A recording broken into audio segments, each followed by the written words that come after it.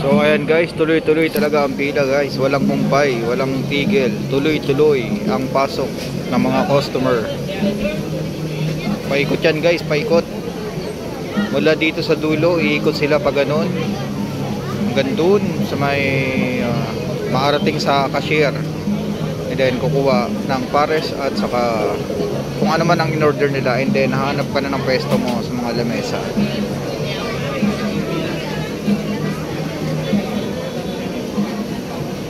Talagang blockbuster guys, blockbuster. Ayan oh, kapatid ni Whitey Man oh.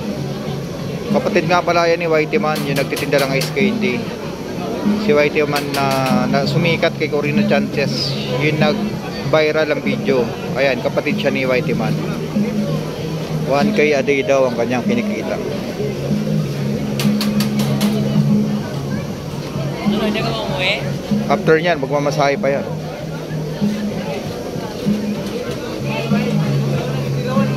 Tuloy ang blessing at pasok ng mga tao.